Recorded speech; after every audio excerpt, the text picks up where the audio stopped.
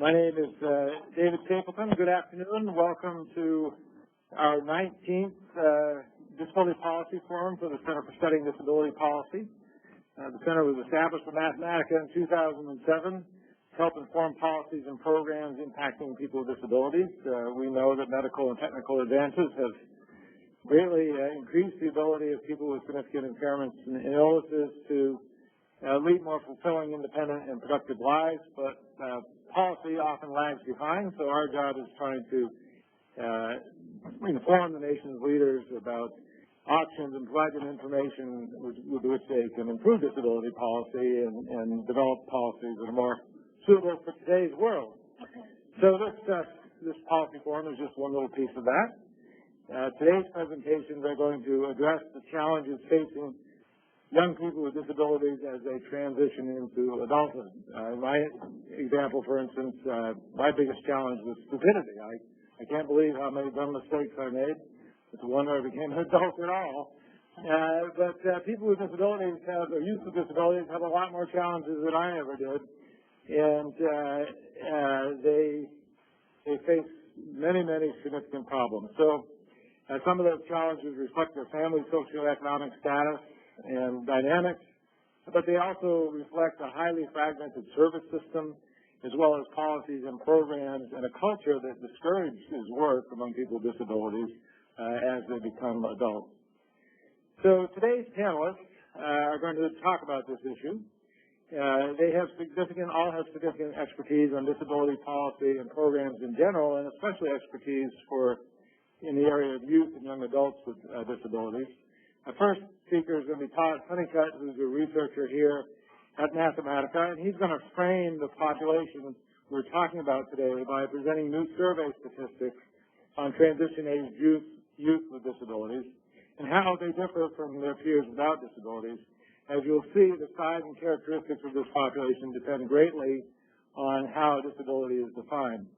Next, my colleague Bonnie O'Day, a senior researcher here at Mathematica, is going to discuss results from a qualitative study of barriers to employment and economic independence for young people with disabilities transitioning into adulthood, conducted as part of our evaluation of the Social Security Administration's Youth Transition Demonstration, and I see several SSA staff associated with the demonstration in the audience today, which is great. And then finally, Crystal Bleiler, who's a new senior researcher here at Mathematica. She recently joined us following a long and very successful stint at the Substance Abuse and Mental Health Services Administration. And if you don't know what that means, it's just SAMHSA, as everybody calls it. She's going to highlight findings from youth and young adults with psychiatric disabilities from a rigorous evaluation of a supportive employment demonstration. I think you'll find all of these results are quite interesting.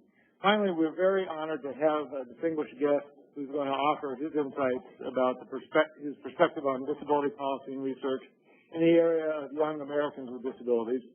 Dr. Charlie Lakin, who is now the director of the U.S. Department of Education's National Institute on Disability and Rehabilitation Research, and a leading expert on intellectual and other developmental disabilities, will offer his thoughts on the policy and program implications of the findings presented today. I also want to take the time to note that much of our center's research is funded by Dr. Lakin's agency, including the work that Todd will report on today and also the paper that is the basis of Crystal's presentation. So we're very grateful for that support, as well as for the great support we received from the Social Security Administration for much of the work we do. Finally, just to note for people on the phone, at the conclusion of the presentations and comments from Dr. Lakin, we will entertain questions from both our in-house and our webinar participants. For those on the phone, if you pose a question, please be sure to let us know your name and affiliation, and we ask that you limit your comments to one question only, as we want to allow enough time for everyone who has a question to ask it and have the panel respond. I'll remind you of the rules for that again before Dr. Lakin's presentation, but you can submit your questions at any time if you're in the webinar audience.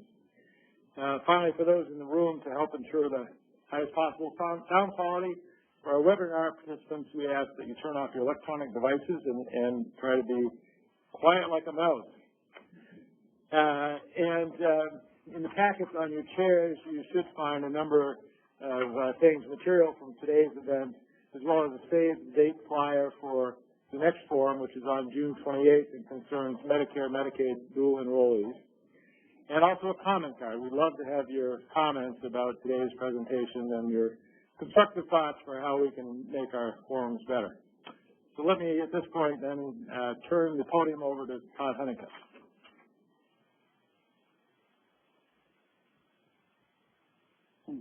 Thank you. It's a pleasure to be here. I'm going to be presenting on identifying transition age youth with disabilities using existing surveys. This is work that I've completed with my colleague David Wittenberg, also at Mathematica. I want to acknowledge that the study was supported by NIDR through its Rehabilitation Research and Training Center on Disability Statistics and Demographics grant to Hunter College. So just to provide an overview of what I'm going to be talking about today, I'm going to be providing a framework to help us think about disability statistics in publicly available surveys. I'm going to present selected statistics from 5 different surveys and show why there's substantial variation across them. And to conclude, I'm going to describe policy and research implications. So youth statistics need a framework for understanding why surveys differ in terms of their prevalence. There's no systematic approach for examining statistics for transition age youth, but we have frameworks for adults, and that can be a useful guidepost for how we think about the statistics for youth. And prevalence for this population is hard to measure because disability measures vary across surveys, because surveys vary in terms of their context, in terms of the number of questions they offer or ask about disability, in terms of the severity of the conditions that are asked about. And all these result in a high variability in terms of prevalence. And so a framework is useful to provide a lens for understanding youth with disabilities. We use as a starting point an adult framework. Leathers developed one based on the International Classification of Functioning Disability and Health, which is the World Health Organization model. A lot of us are familiar with that. And he developed this framework for working age adults to help us understand why surveys vary in terms of the disability problems that we see for the working age adult population. Now, the important premise of the ICF model is that disability is a function of health, environment, and personal factors. It's not just having a condition that leads to a disability. It's that having a condition in the context of personal factors and the environment, which results in a disability. And the strength of the framework that Weathers produced is that it enables us to compare different kinds of statistics that we get from various surveys and understand why there's variation there. So when we apply that framework to a youth model of disability statistics, there's some changes that we make to it. The framework itself has 3 different concepts: impairments, activity limitations, and participation limitations. And when we think about impairments, impairments are simply conditions, physical, mental, sensory conditions. When we think about those kinds of things for youth, we want to include those conditions that are more prevalent for youth, such as ADHD and learning disabilities. These are maybe just as prominent in the adult population, but they're not often asked for adult disability questions. For activity limitations, there we're thinking about the ability to take care of oneself, eating, dressing, bathing.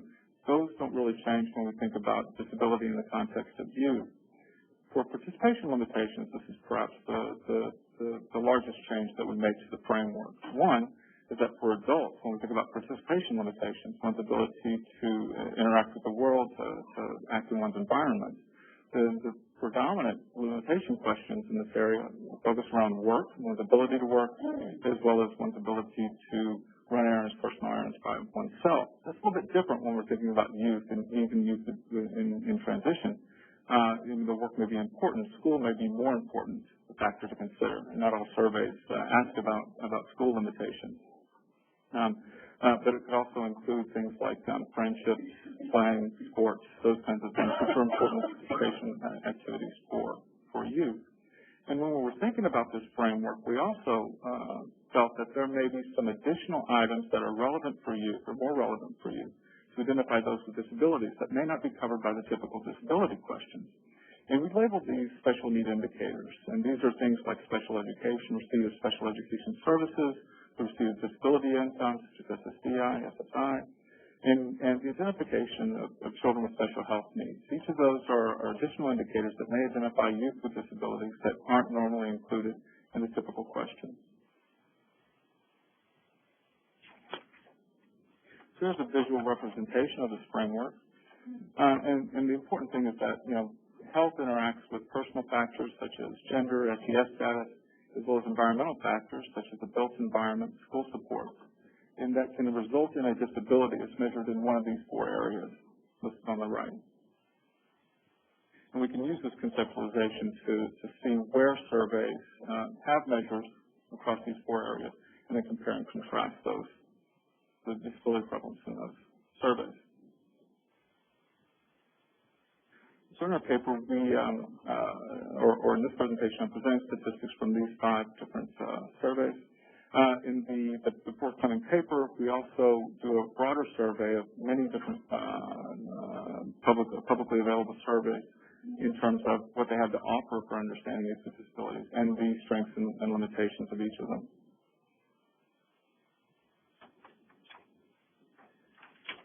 So just to give you a setup for the results I'm going to present, I'm going to present disability prevalence for 4 surveys for youth ages 16 to 24 years. And with this survey, I'm going to show how disability prevalence is affected by changing the severity requirements for our definitions. And I'll conclude by looking at how, including the non-household population, those who reside in group quarters, affects disability prevalence. So we already know that questions about disability vary across surveys. The ACS and the CPS have fewer questions. They have 6 to 7 questions, depending on the year, depending on the survey, to identify people with disabilities. These are largely adult-based questions. The NLSY 97 and the SIP, they've got more questions, particularly on impairments, so they ask a lot more questions. And what we find is that higher disability prevalence in these surveys is related to having more disability questions, having broader criteria for inclusion, having lower threshold of severity to be included in the definition, and a longer observation period for whether you have a disability or not. And also having or including, for the survey to include, if the survey includes special need indicators, that also leads to increased prevalence. So here's a bar graph showing disability prevalence across the 4 surveys. The bars on the right-hand side show disability prevalence or overall disability prevalence when we're considering 3 factors. 1, having an impairment, such as a physical impairment, sensory impairment, having an activity limitation, or having a participation limitation. The first 2 bars show ACS and the CPS estimates. These are approximately the same, 5.7% from the ACS and 5% for the CPS. That they're similar is not a surprise. They use the same basic questions. And they have relatively few questions and broad questions about disability. When we look at the SIP, the estimates from the SIP for this population, the estimates more than double to 11.3%. And the advantage of the SIP is that it includes more questions, particularly on impairments, and it also includes a school limitation measure for the participation. That accounts for some of the increase in prevalence here. And finally, when we look at the NLSY 97, the prevalence doubles again to 23.8%, which is quite a bit larger than the others. And the questions for the NLSY 97 are very different from the other surveys because they're asking about have you ever had a condition as opposed to whether you currently have a condition. And it also includes a lot more questions about specific types of impairments. Now the bars on the right of this figure show what happens when we also include special need indicators for the overall disability prevalence definition. For the ACS, the CPS, and the NLSY 97, the change in the disability prevalence is not very great at all. And that's because the only special need indicator that those surveys have involves disability income, so it's SSI or SSDI, depending on the age group. For the SIP, though, there is quite a bit of change. It switches from, or it increases from 11.3% to 13.8%. And the reason for that change is because it includes an indicator for received special education. So that results in an additional 2.5 percentage point increase in terms of disability prevalence. And it's just that specific special need indicator, and in particular, is really tapping into something different than what the traditional disability measures indicators are picking up. So we were curious about how severity affects disability prevalence, and we had data from the National Survey of Children's Health, which is a very interesting data set. It's a household survey. It only looks at youth up to 17 years of age, so we're a little bit restricted in terms of the age range, whereas the other slide showed prevalence for 16 to 24-year-olds. This slide just shows prevalence for those who are ages 16 and 17 years of age. And so the way that survey is set up is that it asks whether you have a condition, and I'll just focus on mental conditions. So it asks whether you have ADHD, whether you have depression, whether you have anxiety, and then it says, okay, so if you have that, is the condition, or would you describe the condition as mild, moderate, or severe? And so you can vary your definition based on how you address the severity issue. So for mental conditions, when you ask whether anybody has or whether this population has a mental condition, 17.8% of youth do have a mental condition of any severity. When we restrict the definition of those who have a moderate or severe impairment, then that prevalence decreases to 9% of the population. And then finally, when we're looking at the most severe group, the prevalence decreases to 2.5%. And the changes by severity are similar for the physical and the sensory conditions, just not as high. Now, this has an effect on the overall disability indicator that we use. On the right, we're asking whether you have an impairment, an activity limitation, or a participation limitation. And when we increase the severity, the prevalence decreases. So when we use the broadest measure of impairment, the disability prevalence is about 30.5%. When we use the most severe level of impairment, the disability prevalence is 12.7%, so it's quite a big transition. Now, when we also include the special need indicators, as in the bars on the right, we don't see as dramatic a change. When we have the broadest level of impairment, it's 34.4% in terms of disability prevalence. When we look at only, or we consider only those with the most severe impairments, then that only reduces the disability prevalence decreases 23.5%. So it's not as dramatic a decrease.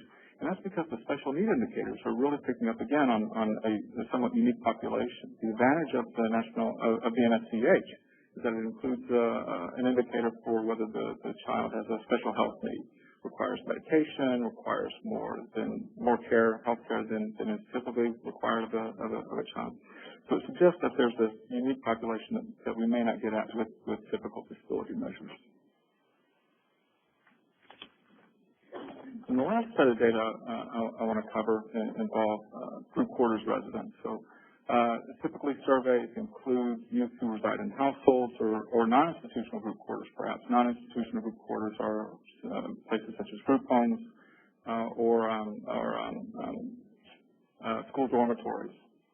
The ACS, American Community Survey, includes data on institutional group quarters, so that would be places like skilled nursing homes and correctional facilities. And you see that the institutional group quarters population is a very small population of those who are of youth ages 16 to 24 years of age. It's only 1.3% of the population. But the disability prevalence for this group is quite substantial. It's 24% of those in institutional group quarters reported disability. Also recall that from the ACS, those disability numbers tend to be fairly low. If we use a different survey or more measures, then the disability prevalence might be a bit higher. Despite this population or the subgroup that has a fairly high disability prevalence, it doesn't have much of an effect on the overall disability prevalence numbers when we think of youth as a whole. Disability prevalence only increases from 6.1% in the household population to 6.3% for all resident size. So to summarize, I think I've demonstrated that a framework is needed to help us understand statistics for youth with disabilities.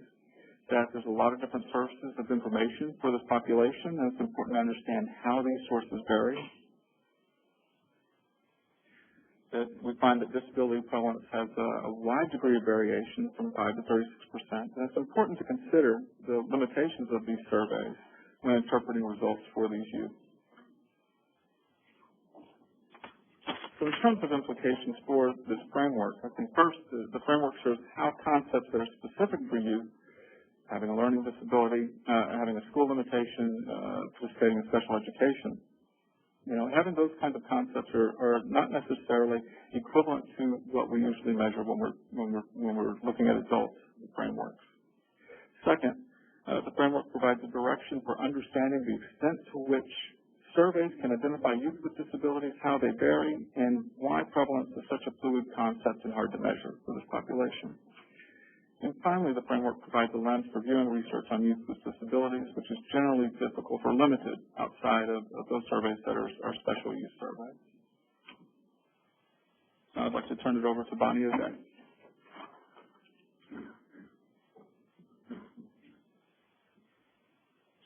Well, good afternoon, and thank you very much for coming and visiting us in our relatively new office today. I'm going to be talking about the transition issues that are faced by youth with disabilities, specifically through the YTD project. The YTD project is not year-to-date. It's the Youth Transition Demonstration.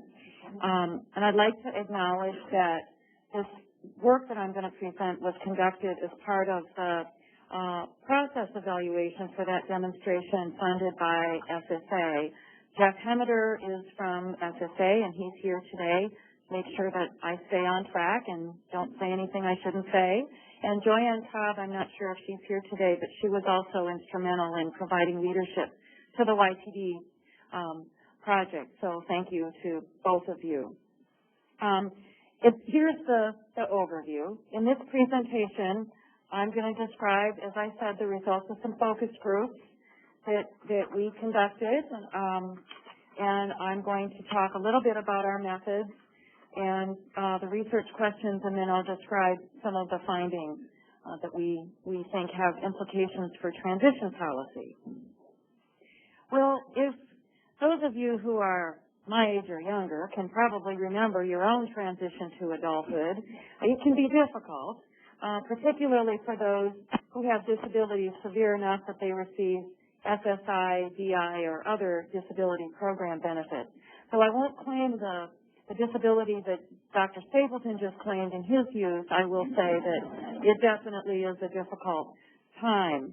Besides the issues of facing all transition age youth, those with disabilities face a host of special challenges, health problems, social isolation, peer pressure, service needs, and sometimes lack of supports to help make the special transition. And these challenges really complicate the planning for future education and work, and often lead to poor employment and educational outcomes, and unfortunately sometimes long-term dependency and a lifetime of poverty. But the lifetime economic advantage of work over dependency is particularly high for youth because, of course, they have so many more years to work in the workforce. It makes youth a particularly promising target population for policy reform. They also haven't been socialized into a lifetime of dependency and are anxious to go to work because, of course, that's what their peers are doing. In 2007, SSA initiated the YTD project and initiated 6 projects. They participated in a random assignment evaluation. They're located in 6 locations around the country, and they offered transition services to address some of the barriers that youth with disabilities face. The YTD components include an individualized work-based experience, and we really stressed job placement in real jobs, as well as internships for some and other employment experience, as well as supportive career counseling and employment preparation services. The model stressed youth empowerment through a person-centered planning process, family involvement through meeting with families, holding workshops, and in other ways trying to educate the families about the importance of employment for youth and about available services. The model provided system linkages where youth and families were informed about available services and linked to them to help them receive those services. And finally, YTD waivers and benefits counseling. There were some waivers of rules that encouraged youth to work by allowing them to keep more of their SSI benefits as their earnings increased. So here are the research questions. We wanted to know what the youth's goals were for employment and education, what they thought were the barriers and facilitators to reaching those goals, any service gaps, and then expectations about continued benefit receipt in 5 to 10 years. So we conducted 2 to 3 focus groups in each of the 6 demonstration sites in 2009 and 2011. We designated criteria for each group, which I'll go through in a minute, and selected youth who met those criteria from the 400 program participants at each site. So, you know, most focus groups, they go to the staff, and the staff kind of tell them who should be in the focus groups, and they pick people who have been well served and are satisfied. Well, we picked people at random, which made the focus groups very interesting. So we sent out invitation letters and followed up with phone calls to get volunteers, and then we followed up again in a couple days before the group to make sure they were coming. So a total of 140 youth participated in these 17 focus groups. In some sites, we picked kids who were in school in contrast to those who are out of school. In some, we looked at paid versus not employed. In some, we looked at rural versus urban areas and segmented the youth in that way. So here's the elevator speech about finding. For the most part, youth had employment goals and had begun to reach those goals, but they faced multiple barriers to higher education and work. Socioeconomic status and family dynamics often hindered employment for youth. The youth were hired for entry-level jobs, but had more difficulty maintaining jobs or advancing in jobs with higher pay and responsibility. They said that one-to-one relationships with counselors were essential to maintain their individual employment for work and to help them get into the work world. And even with the support offered by YTD, youth found it difficult to obtain services to get vocational training or advanced education. And despite the SSA waivers for the YTD participants, youth still said that they faced financial disincentives to work. Well, that was a little longer than 30 seconds, but it was close. I'll talk about each of these goals in turn, and of course these conclusions are like, well, yeah, I knew that, but what's really important about focus groups is the texture and the real comments that the youth made in the context. So I'm going to turn to that now. So after consent gathering, introductions, and an icebreaker, I made the mistake of asking youth what music they liked. And, you know, my musical taste tend towards the 60s and 70s, not so much with these groups. I hadn't heard of any of the groups that they mentioned. We began by asking the youth to tell us what their goals were for the future. And all of the youth who answered this question said they wanted to be working and living independently in 5 to 10 years. Most had very specific goals and had started to take steps to reach those goals. They were attending college and had appropriate goals for attending, you know, college, teachers, or other goals that require an education, or they'd enrolled in vocational school or a training program in something really specific like culinary arts, interior design, daycare, veterinary technician, etc. Others, though, did not have clear goals, and so, of course, hadn't taken any steps to reach them. And some had goals that were seemingly unrealistic, such as, you know, things like being a meteorologist on the Weather Channel, inventing computer games, singing in a rock band. Well, these types of goals are not uncommon for younger children. These youth were of an age where the goals should have been more realistic, or they should have had some idea, okay, what does it take to be a meteorologist on the Weather Channel? What kind of education do I need? We talked a lot about barriers. in the focus groups. And these barriers were all mentioned and presented in no particular order. Those who found work said it had taken a very long time to find employment, application after application. Some felt that they'd been discriminated against either because of their disability or their appearance, their weight, tattoos, piercing. Others said that lack of transportation was a huge barrier for employment. A couple of youth had pursued self-employment to avoid some of these problems. And some of those who had looked for work but hadn't found a job said that one of the biggest issues was finding a job that they could apply for because they weren't really sure what they could do or what was out there. Socioeconomic status and family dynamics often limited employment options for youth. We had a real sense that most of the focus group participants faced significant challenges in their lives, not so much even due to their disability, but due to poverty. Remember that we were serving SSI kids for the most part, so poverty was huge. Family instability, not living in the same place 2 months in a row, lack of resources for clothing and transportation for work or to get to YTD activities, lack of stable housing, drug abuse, child care issues, and other just really tough situations. Families could be a major impediment, convincing the youth that they shouldn't work because they'd lose their SSI, insisting that the youth spend time doing chores or with daycare, or otherwise making it difficult for the youth to participate in YTD activities. In some cases, the family member had been on welfare or disability benefits for a long time and expected this to continue into future generations. And in other cases, the SSI the youth received was the only stable source of income for the family. Sometimes the youth was the only family member that was even pursuing or thinking about employment.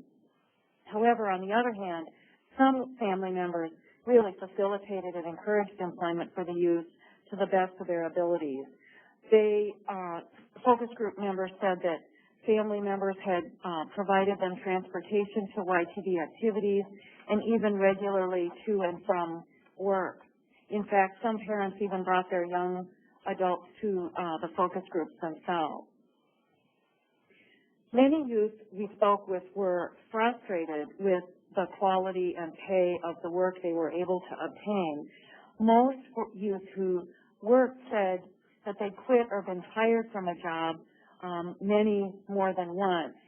I'm going to talk about one participant whose case was really typical. He said he did not like his first job that the YTD staff had helped him find. It was a server in a restaurant. He said his pay was lousy, only $50 each paycheck. So he just said, I just stopped going to work. His counselors helped him find another job, which he left again after a short time because he himself had located another job in a hospital for higher wages. But he was let go almost immediately from the hospital because he failed a drug test.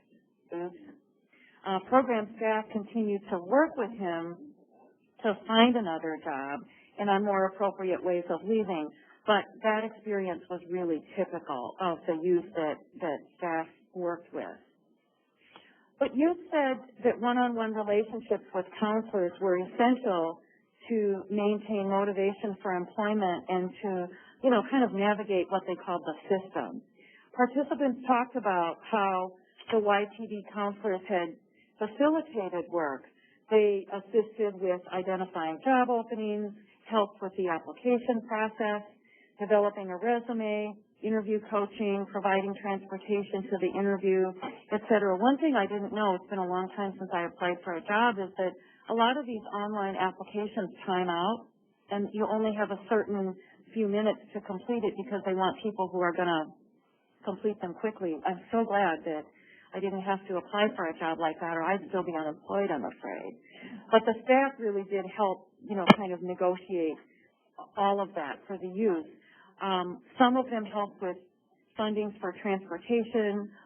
One counselor even gave a guy a shirt and tie to wear for the job interview, et cetera. So the youth really expressed the appreciation for their counselors just being there for them, just somebody to talk to. That was just really important to them. They said they would be sitting around doing nothing if they had not participated in YTD. Even with a strong intervention, though, the youth still felt that there were gaps in service. Despite the staff efforts to link the youth with other service providers, youth said they still had trouble identifying and applying for services like voc rehab and funding for higher education. During this time, many of the voc rehab agencies had waiting lists and were on order of selection, which made it difficult for youth to get services. Despite the emphasis on benefits counseling and waivers in the YTD model, the youth said that fear of benefit loss was also a pretty big issue for them. Despite extensive benefits counseling in most of the YTD sites, the youth were still confused about SSI and SSDI and what the work incentives were and what the youth work incentives were under YTD. Many chose to limit their work hours and wages, even unnecessarily, to retain eligibility for benefits. This question about whether you want to continue to receive benefits from 5 to 10 years from now really engendered or sparked much of the conversation in the group. In one focus group, most of the youth hoped to continue to receive their benefits even if they were working. In another, beneficiaries said they did not expect to receive benefits indefinitely. As an example, one woman said, well, it's nice to get benefits through Social Security. I want to get to a place where I'm independent and I know that I don't have to survive on Social Security. I want to be able to survive on my own. Then another youth who felt a strong entitlement to the benefits said he thought it was right and appropriate that he could keep the full amount of benefits even if he was working. So lots of discordant views on that. Well, the focus groups led to a number of tentative conclusions about transition policy. So the first one, it was really striking that youth didn't have funds for just the basic necessities of looking for a job, like transportation, interview clothing, and things like that. A tailored set of supports, such as a small work support subsidy, might help to cover these costs. Second, youth found it difficult to get services from DR, particularly to support education or vocational services, particularly if they had already found a job, even if it was an entry-level job. Having a local staff person to serve as a liaison with other agencies or provide funding through their own resources might better prepare youth for the labor market and allow them to obtain education and support that will get them beyond those entry-level jobs. It was relatively easy to place a youth in employment, but much more difficult to help the youth maintain employment or advance to a better job that would pull them out of poverty. Long-term employment counseling that's tailored to the needs of the youth without a prescribed end date might help the youth maintain employment or make a successful transition to a better job.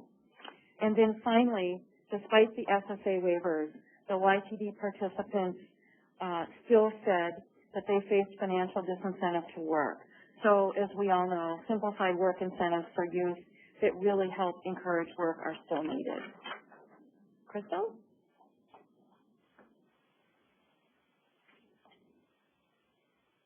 Good afternoon. Thank you all for joining us. It's really a pleasure to see everybody, especially my old federal friends from when I was in the federal government not 5 months ago, and to have the opportunity to share these data and to think with you about their implications. So, here we go. Just a quick acknowledgement. This is the paper on which this presentation is made, and there's a copy of it in your packets, thanks to the permission of SAMHSA to reproduce it and distribute it. And I just want to acknowledge my colleagues in this, Jane Burke-Miller, Dennis Gray, Lisa Rosano, and Judith Cook, all of the University of Illinois at Chicago. So Bonnie's findings point to a need for a tailored set of supports, encouragement to pursue higher education or vocational training, long-term employment counseling tailored to the needs of the youth without a prescribed end date, and one-on-one relationships with counselors to maintain motivation for employment and to navigate the system. And for psychiatric disabilities, this sounds an awful lot like evidence-based practice supported employment. So what is evidence-based supported employment for people with psychiatric disabilities? I don't know, it might have some differences from how supported employment is talked about for other disabilities. The 6 core principles of SE for psychiatric disabilities are, first of all, that competitive employment is the goal. And I'll define competitive employment in a later slide. That participation is based on consumer choice, so nobody's excluded on the basis of their symptoms or substance use or anything else. Clinical and vocational services are integrated, and this is really important. And the definition we used in the study I'm going to talk about of integrated services means that they're provided through multidisciplinary teams on which psychiatric and vocational staff interact on a face-to-face basis at least 3 times a week or more. They're delivered by staff operating at the same location, and both types of services are provided by the same agency, and a single case record is used. So this is a high standard, but it's important to distinguish from a referral model that operates apart from clinical services. Because without the integration, clinicians, we find, may be working at cross purposes, telling people that work is too stressful for you, it will aggravate your symptoms, which the research actually shows is not the case. Or the clinicians might require people to attend clinical programs that operate during work hours, which is a conflict. Or they might prescribe medications in a schedule that conflicts with work, so that the medications make people really drowsy in the morning just when they need to get up and get to work. The 4th point about supported employment key principle is that the job search begins soon after program entry. So there's not a lot of pre-testing, a lot of hemming and hawing. Bonnie talked about how long it took youth to find jobs, but this goal is to start pretty much right away once the person enters the program. The jobs that are sought are tailored to the client's preferences, so there's no set of jobs that everybody has to choose from. It's any job out in the world that the youth is interested in. And ongoing supports are provided with no time limits. So the study that many of you may be familiar with that this is based on is the Employment Intervention Demonstration Program, or EIDP, that was funded by SAMHSA. And the enrollment was between 1996 and 2000, and the follow-up went through 2002. So it was led by Dr. Judith Cook at the University of Illinois at Chicago in collaboration with the Human Services Research Institute, the principal investigators at 8 sites, a consumer representative, which was Dr. Carolyn Kaufman, and me. I was the SAMHSA project officer at the time. So the overall study design, we had over 1,200 people who were unemployed at baseline, who had psychiatric disabilities, and they were recruited mostly from clinical referral services. And we had 8 sites in the study altogether, but in one site, they had people who were working at baseline, and they were looking at how well supported employment helped them keep jobs. So they couldn't be included in the analyses with the rest of the states that were looking at helping people find jobs. So everybody was randomly assigned to either an enhanced supported employment program or to a control group. And each person received services for at least 2 years. While they were enrolled, they were interviewed every 6 months, and their employment was tracked weekly, and their services were monitored on a monthly basis. We looked at multiple different outcomes. The first was any work for pay, which would include things like transitional employment positions, sub-minimum wage work, jobs in any kind of sheltered work environment. We also looked at monthly earnings, and then here was the definition we used for competitive employment. And the first two bullets were based on the Department of Labor's definition, which is paying minimum wage or higher and located in mainstream integrated settings.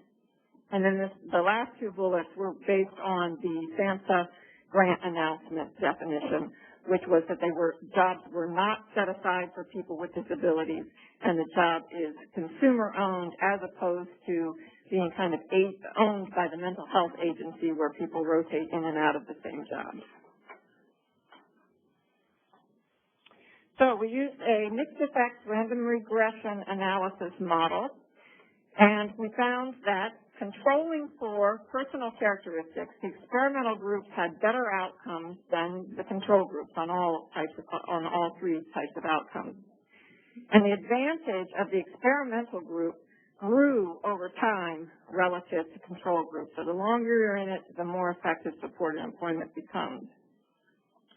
And then most importantly for today's purposes, a younger age was associated with better employment outcomes regardless of study condition, work history, and other predictors. So this last point is what we wanted to examine more closely in this paper. One of the requirements to enter this study was that people had to be at least 18 years old. So we don't have anyone in the adolescent ages in the study. But definitions of use vary, with some extending as late as age 30. But there's likely to be a lot of different developmental stages within that age range. So we divided our sample into 3 age groups.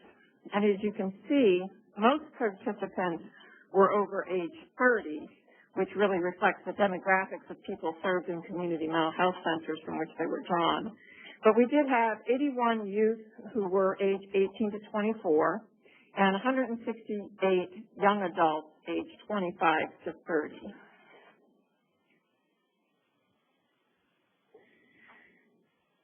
So at baseline, there were a few differences between older and younger participants. In particular, 60% of the younger participants were male compared to 50% of the older group. And the younger groups were slightly more likely to have a personality disorder. The youth were less likely to be married and were actually somewhat less likely to have a substance use disorder. So everyone that thinks that the youth are out there doing a lot of drugs, not in this study. They were less likely to have a substance use disorder. And most importantly, the groups did not differ in terms of diagnosis or the presence of co-occurring disabilities. About 40% in each group had a co-occurring disability. So there's really a lot of co-occurring disorder here. But the lack of differences in these major diagnoses suggests that the groups were facing similar challenges in terms of health conditions. In terms of work readiness, younger participants were at an advantage relative to older participants in that they were more likely to have worked in the past 5 years and to see themselves as holding a job within a year. And these factors have been consistently shown to be associated with better work outcomes. But they also had some disadvantages in that youth were half as likely to have attended college, probably just due to their age, and fewer youth were assigned to the evidence-based supported employment group. So the study was randomized, but we didn't stratify for age, so just coincidentally it happened that the young people were less likely to be in the supported employment group. And then I know this group here will also be interested in the disability beneficiary status. So the younger people were substantially less likely to receive SSDI, but equally likely to receive SSI. And about 50% in each group were on SSI. So 50% of even the youth were already on SSI. Okay. This slide shows the results of each of the three outcomes by age. And you can see that for each outcome, the young adults, the middle bar, the middle light bar, fared the best, followed by the youth, the black bar on the left, with both having better outcomes than the older adults, which is the medium gray bar on the right. Although the difference on earnings was not actually statistically significant, but followed the same pattern. So this slide shows the percent competitively employed in each age group by study condition. Notice in particular the rocking effect of supported employment for young adults aged 25 to 30, the middle set of bars. Supported employment was actually more effective for this group than it was for older adults. And an astonishing 70% of young adults became employed in the supported employment condition. So this contrasts with typical employment rates among people with psychiatric disabilities of about 15 to 20%. In contrast, though, the youth aged 18 to 24 did not seem to benefit from supported employment in this study. And everyone will have their theories about why this might have been, but part of the reason, as you can see from the slide, is that they were more likely to work without SE. So one explanation may be that they're more strongly guided by their internal motivations than by the services that they're assigned to. And another factor to bear in mind is that this is the age at which these disorders are often newly emerging. So they may be struggling just to cope day to day, but eventually people come to terms with their illness, and their illnesses may become a little more stable. But over time, you might also lead to older people concluding that they really can't work until they're remotivated by enrollment in a supported employment program. And then the third possibility is that supported employment may be steering youth more into further education than into employment, because that is a part of the supported employment model as well.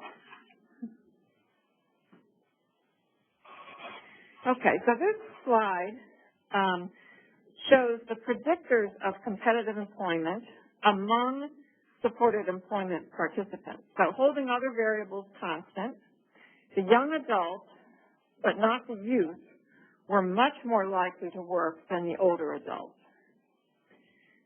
People who most strongly see themselves as holding a job were also more likely to work. Hispanic Latinos and those receiving SSI were half as likely to work. But look at the effects. This OR stands for odds ratio. Odds ratio is the proportion employed in one group relative to the proportion employed in another group. So this odds ratio for supported employment shows that people who receive the most vocational services were 10 times as likely to work, all other things being equal.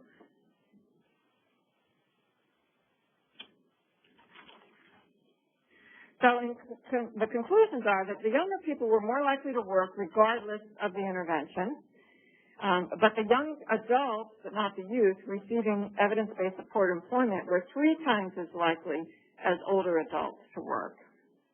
Participants who received SSI were half as likely to work, and people who received more than the median hours of supported employment were 10 times as likely to work, regardless of their baseline diagnosis or co-occurring disabilities, or the number of clinical hours of services that they received. So this suggests that it's not really just a function of people who are less ill being more able to work and therefore receiving more vocational services, because it doesn't appear that they differed at baseline. So looking at the results as a whole, I'm struck by the following. Seeing oneself holding a job in a year doubled one's chances for employment. And young people were more likely to see themselves holding a job in a year. Younger people were also less likely to be on the SSDI rolls at baseline. So the whole package here points to a different self-conception among the younger people related to work. It seems like they're more likely to see themselves as workers rather than disabled. So it would behoove us to take advantage of this special work motivation early in the course of their illnesses. So finally, no study is perfect, and here are some of the outstanding questions that we don't have answers to. We don't know how the illness and service histories of younger and older adults compare, although we do know that they're comparable in terms of diagnosis and co-occurring disabilities. We don't know how productivity and jobs compare between younger and older workers, or whether supported employment helps young people stay off of the disability rolls. The ability to get a job is not the whole story, and so it may not translate into decreasing numbers in the beneficiaries, in terms of beneficiary status. We don't know how long-term supported employment affects career development. So are they able to develop and grow and move into higher positions commensurate with their non-disabled peers over the course of their lives? In other words, what is the career trajectory? And then finally, we don't know how the cost of providing evidence-based support employment compare to the benefits for this group. So those are my thoughts, and I look forward to hearing your thoughts during the question and answer period. Thanks.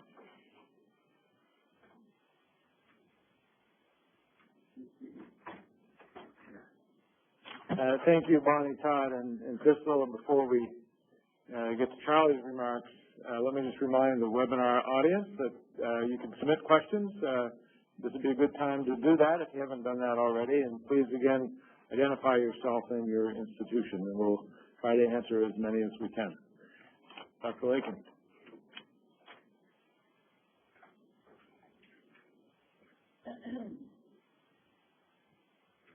Thanks, David. I'm plowing through sheaves of notes here, and it is nice to be here. I've had many experiences with MPR over the years. More than 25 years ago, we worked with MPR on a study of the placement of kids in segregated schools following the passage of the Education for All Handicapped Children Act, now referred to as IDEA. And in the late 1980s, we began to develop a design for a national study of developmental disabilities. And the design we came up with was a 2-year supplement to the National Health Interview Survey, and that sort of over the time morphed into the disability supplement to the National Health Interview Survey. So I've just had a lot of really nice experiences with MPR, including when I came, I was on 2 technical work groups of MPR. One, nice to see you, Tom, related to the youth transition demonstrations. And another, an exciting one to me, is the discussion about whether we, again, need a national survey of disability. To me, the answer is pretty clear, but anyway. Well, a few months ago, after I came to D.C., Kareem Dale asked me to join his White House phone call, and so I did, and Kareem introduced me as the director of NIDR, and then I started talking and went on and on about NIDR this and NIDR that, and then it came time for the phone-in questions and the email questions, and the first phone-in question and the first email question was, what is NIDR? So I felt pretty embarrassed about that, but NIDR is the National Institute on Disability and Rehabilitation Research. We fund about 230 projects involving about 500 organizations at any one time.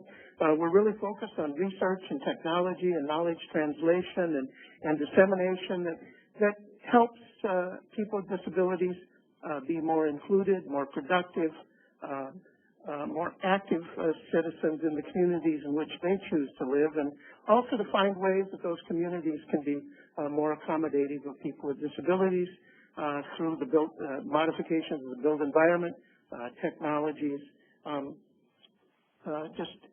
other kinds of information. You know, I'm really enthusiastic about this topic. We know from the lived experiences with people with disabilities and research such as Crystal presented to us that the life course of youth with disabilities is shaped in their youth. And the implications of not responding well to their needs in youth are lifelong, and they're very negative. And so this focus on youth to me is extremely important. It really is the difference between independence and dependence throughout one's life, and we've got to learn from the kinds of experiences that were shared today. I was very interested in Todd's presentation. The statistics are so important to the describing and explaining the status of youth with disabilities, and I think Todd reminded us that our surveys can be more easily characterized by their weaknesses than their strengths. And of course, high among those weaknesses are the difficulties we have in identifying youth with disabilities in our surveys. The different operational definitions that we use in our surveys provide very radically swinging estimates of prevalence, and these are persistent problems. I remember testifying on the reauthorization of the Developmental Disabilities and Assistance, the Bill of Rights Act back in about 1990. And after I was done, Senator Dernberger, kind of totally off topic, said, "How is it that people can come in here and tell us that we have somewhere between 1.7 and 4.7 million people with developmental disabilities? How can we have a definition that is so precise and long and detailed, and the estimates are so widely swinging?" Well, Senator Dernberger became a real advocate for the disability supplement, and and I think the reason is quite clear. We just fail in our other surveys to really identify all the people with disabilities in the country. So, the reason Todd explained to us, it's sort of a simple formula. The more questions you ask about possible impairments, the more inclusive your standards for impairment, the more indicators you use that pick up whether people need special services because of impairment, the more likely you are to identify people with disabilities. So I'm really glad that NPR is sort of pushing with ASPE to see whether we can get going on another disability supplement or some other kind of national survey. I think it's very important. I thought Todd also provided a nice foundation on the importance of the ICF model of disability, to recognize that, if we only look at prevalence, we're really not picking up what we need to know. We need to know how people with disabilities are interacting with their living environments, their service access, their support models, to achieve outcomes that are important to them and to the society. The other thing I would note is that there's a lot of important work going on using administrative data sets, and there's a distinction between prevalence, that is all the people with disabilities, and the treated prevalence, those people who are in formal programs. The administrative data sets are so important for us understanding more about the treated prevalence, and of course, the treated prevalence is where all of our policy debates are going on right now. So we're excited about working with Social Security Administration and other federal agencies to see how we can merge data sets to better understand what's going on with people in our formal program. And I see Hugh Berry back there. He's our leader in that kind of thing. He's a very capable analyst and very knowledgeable about federal programs. I loved listening to Bonnie. I've always loved listening to Bonnie. She's a Minnesotan, and that says a lot. Well, what's it say when they leave Minnesota? That's they just can't take it. Bonnie really reminded us of all the barriers to employment for youth with disabilities. Of course, there's fear of losing benefits, but it's so much more than that. It's so much more than loss of health benefits. Many people have very low expectations for their careers. Many people can't find jobs that they're qualified to do. There are logistic barriers like transportation. There's a lack of employment services and supports, and I'd say especially weak in our schools. People leave school or as young adult trainees without marketable skills, and we've learned of the importance of benefactors, people who really help guide people through the employment process, help them find work. And of course, we've also, through Bonnie, looked at the lifelong outcomes of our failure in those areas: poverty, isolation, dependence. But we know through the work of Bonnie and Crystal where we need to intervene, and that is as youth and young adults. That's our chance. It's probably in some ways virtually our only chance if we want to have massive success. I remember that the YTD demonstrations were set up as randomized trials, and because of the varying content and quality of those interventions, there was no effort to merge the outcomes that the various sites had. But I thought Bonnie's description of the focus groups was a real opportunity to cut across the people participating in those programs and to understand in much greater depth the nature and implications of the experiences that they had as part of the program, but just as part of their general life. And, again, Bonnie described those well. I was particularly interested in Bonnie and Crystal's findings, too, related to the New Promise initiative that was in the President's 2013 budget. The idea of Promise is that some states are going to be funded to create some community-level initiatives focused on kids on SSI, the idea to kind of promote their self-sufficiency and reducing the likelihood that they'll become adult SSI recipients. There's about $30 million committed to that through the Department of Education through return of money not allocated to rehabilitation services because states didn't have the money for it. And SSA's committed about $7 million to the whole effort.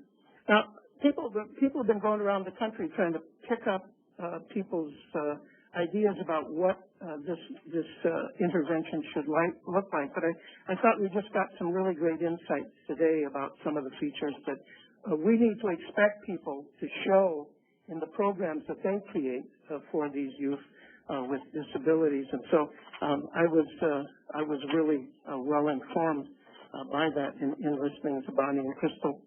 And just briefly, I know time's short. Crystal's description of this intervention, evidence-based intervention, was, I think, really important. We really do need more well-designed studies that show that when we bundle all these pieces that we know in some way are associated with youth having and young adults having employment, that we can create programs that in their calculus of all these different elements really do yield results that improve people's lives.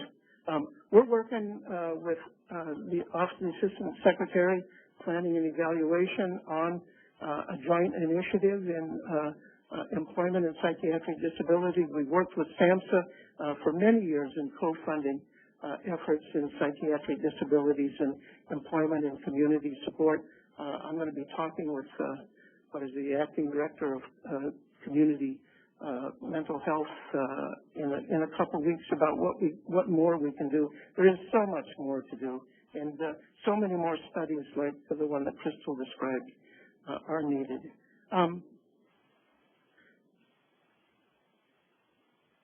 Being cognizant of time, I want to say one other thing. I am so impressed this afternoon about how we have blended three approaches to research: survey research, intervention research, and qualitative research. I think for too long in this town we've been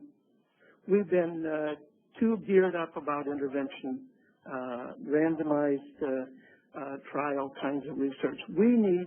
We've got a lot more to learn before we can create interventions that respond to all other problems. And as Bonnie showed, a great place to start to learn is from the people who are actually living the experience of disability.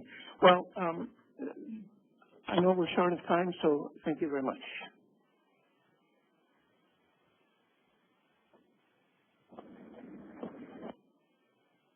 All right, thank you very much, Charlie, and all the other speakers as well. So we've still got, 15 minutes, 20 minutes left.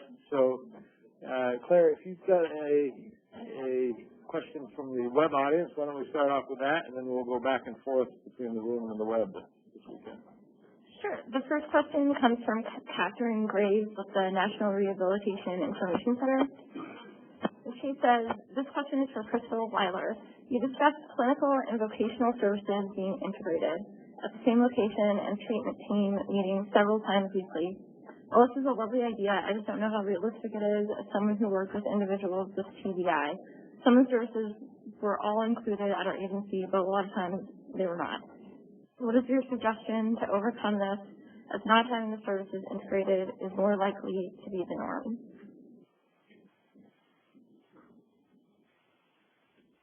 Just hold it down a little longer. Okay. Well, you know, there are all of these programs, and we didn't have particular TBI in the study. I don't think we particularly asked about it, so I'm not, you know, we don't know how many people had TBI, co-occurring TBI in the study. But there are all these other services, the one-stop centers, the Social Security Employment Network, the rehab, consumer-run employment programs that are not integrated. I think to some extent those programs could be more integrated through collaboration and partnerships with the clinical teams.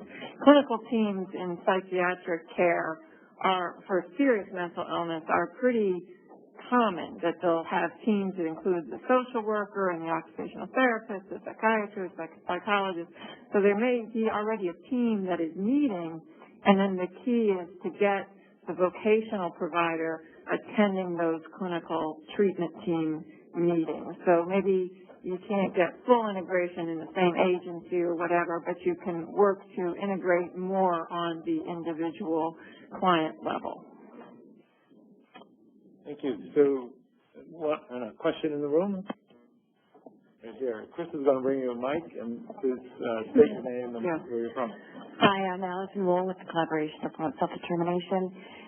Both Bonnie and Crystal, a lot of your subjects, or probably it sounds like most of them, were youth with mental illness, psychiatric disabilities. So I know that, you know, findings from a study aren't able to be generalized to larger populations, but can these findings apply also to those with significant cognitive disabilities, intellectual disabilities, or are they limited to psychiatric disabilities for youth? I can speak to that. I didn't mean to leave you with the perception that most had mental health disabilities in the YTD project, because the youth were pretty split over several different kinds of disabilities, including mental health, intellectual disabilities. We had a lot of kids with learning disabilities. We had some with physical disabilities, a few with sensory disabilities, and many with kind of co-occurring disabilities where they had a lot of things going on at the same time. So I don't see the findings for the youth focus groups as being specific to any one type of disability. Yeah, and I think the most, I was trying to find in my notes, but I think the most common co-occurring health condition in the EIDP was intellectual disabilities. So it's a bit of an open question, but the supported employment model that we use in mental health was directly stolen from Paul Raymond's work with developmental disabilities. So I would think that probably that it could generalize, although it's a bit of an open question. Also now in the psychiatric field, people are starting to add cognitive remediation because there are a lot of cognitive problems among people, particularly with schizophrenia as well. So that's apparently looking promising as well. Okay, another one from our webinar audience. Sure. This one is from Adrian Nivola, and it's again for Crystal. The question is, would you talk a little more about what services the control group received? Were there any employment services provided? Yes, they were. The way the project worked was every grantee applied for their grant separately. They didn't come in together as a multi-site study. So they all had different types of control groups. So there were 4 of them who had, quote, services as usual. And those tended to be referral to voc rehab or whatever happened to be available in the community, referral to a clubhouse, kind of random and at the clinician's discretion about who they felt like referring without a lot of follow-up about whether they went for the services. Then there were a couple of the sites that actually had a control group that was also really supported employment, but their experimental group, they enhanced it in some way, either by adding, one site added a employers consortium to work directly with employers, and another site added some real emphasis on beefing up family and friend support of the employment goals. But mostly the control groups were, referrals to whatever happened to be available in the community. Okay, another one in the room? Let's come up the front here, Chris. We'll get you next, Gilbert.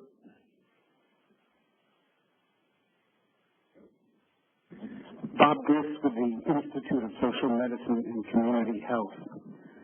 What do we know about the characteristics of the employers who provided employment for people with disabilities, and what kinds of reasonable accommodations did they make? Without that information, we really don't know how to promote the opportunities for employment, and the surveys that were described really don't deal directly with that issue. Yeah, in EIDP, we didn't, as a multi-site, look at the employers. I don't think we have the actual employers' names, but we have a lot of information about reasonable accommodations, and we have a research who was a guy who was a research assistant on the project who's now doing his dissertation on the reasonable accommodations data. So I don't have the results of that study yet, but the types of accommodations that people make with psychiatric disabilities are really very simple. It might be a bit of a change in schedule, like you come in a little bit later. It might be something like allowing the person to sip water on the job to take care of dry mouth from the medications. It's really very simple things like that, and things that people tend to do for all of their employees once it's brought up. We did collect data on the at least types of positions that the people in YTD had. I can't quote it to you chapter and verse at this point, but many of the jobs were entry-level type positions that were already available in the community, such as in grocery stores, daycare centers, and places like Marshall's, fast food. and the like. Then there were others that were more specialized, such as working for a veterinary or, a little bit, the jobs that it required a little bit more skill. I remember a car mechanic and some other things. We didn't collect data on the types of accommodations that the employers had because many of the youth did not want to disclose that they had a disability if that wasn't evident.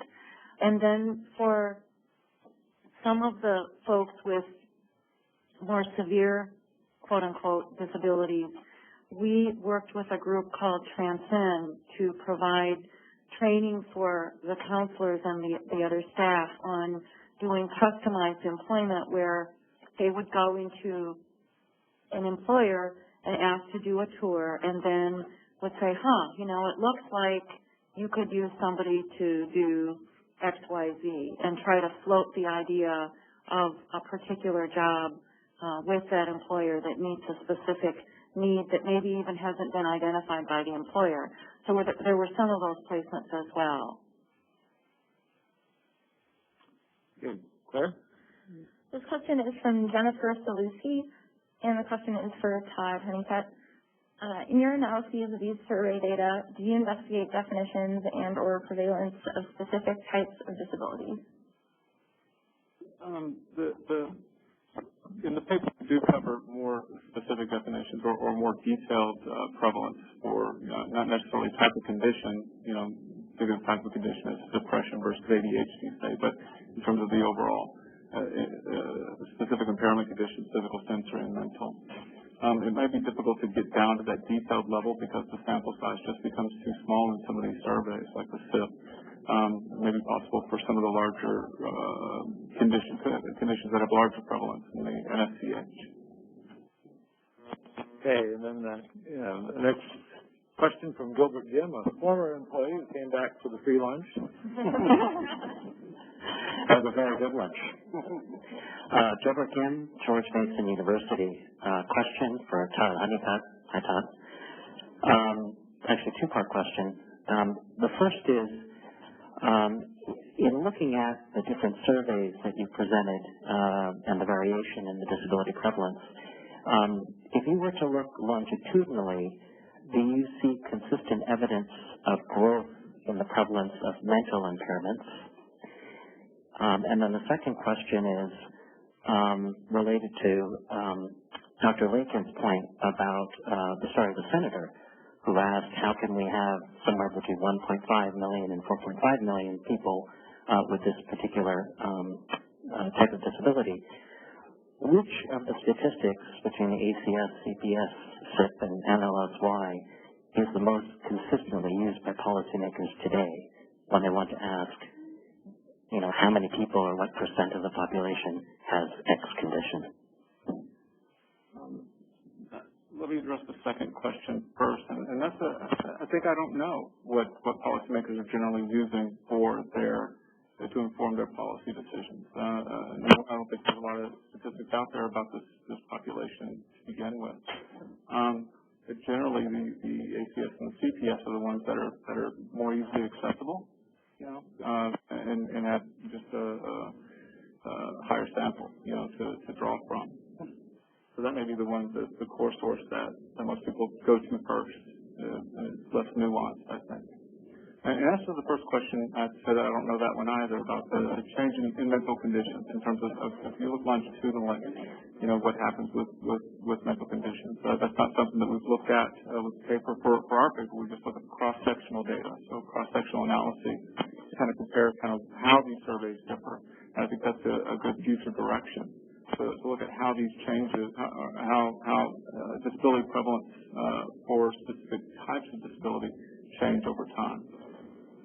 But again, you're going to be limited by the surveys that have longitudinal data like that. Charlie, you want to add something to that? I was just thinking about the 6 items that are consistent across the CPS and American Community Survey and other surveys.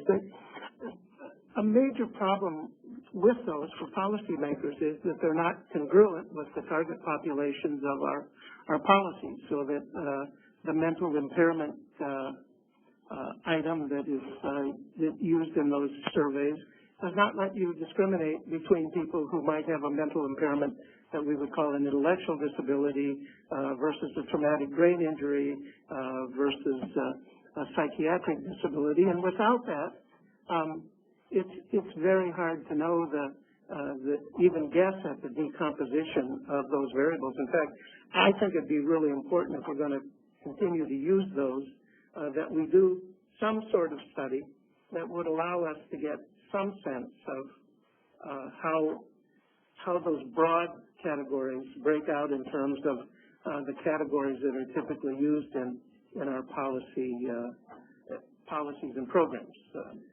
But we don't have that yet. Claire, another one from the... This question is from Daniel Davis. And the question is, Charlie Lakin referred to the need for creation of supplemental disability measures. In connection with the work presented here today, what would be some of the most useful measures to consider? Well, I don't want to be the star of this show, so let me defer to, I did mention it, but you answer it. I think that's another good question, and definitely think that in terms of supplemental measures for youth, you really need to ask or include those questions that deal with school limitations, with whether you have, whether you're involved in special education services. I think, and also the children with special health needs, including that, really taps into a different population. So adding those as supplements, I think, would come a long way to identifying, especially for policymakers, the population that we're interested in when we're thinking about youth with disabilities. And I just add to keep in mind Todd's formula. The more questions we ask about the kinds of impairments that people have, and then secondarily, what is the cause of that? The more questions we ask about the supports that people need, and then follow that with why they need those supports.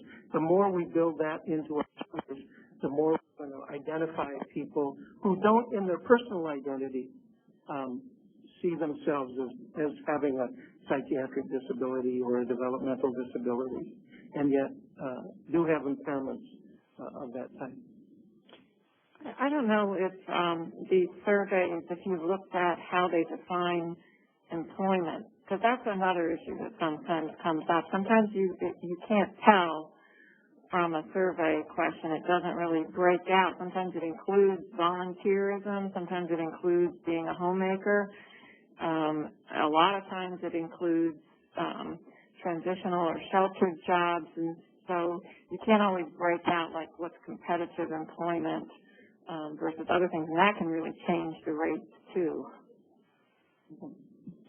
Okay, I think we have time for one more quick question. Is there another one in the room? Right up here.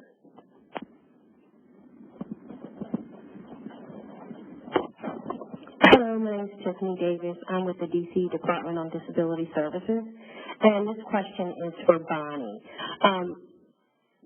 Bonnie, were any of the youth that were in your survey, did they have any sensory disabilities? And if so, did you see a difference in the findings that were captured from the survey with those particular youth? We did, in the focus groups that we did, I'm trying to remember if I believe there were a couple of folks with sensory disabilities, including visual limitations and folks who had hearing impairments, but the numbers of folks with those disabilities was pretty small, and I don't think that it would be right to draw any conclusions from that, because it would just reflect the personal characteristics and aspirations of the folks who happen to attend.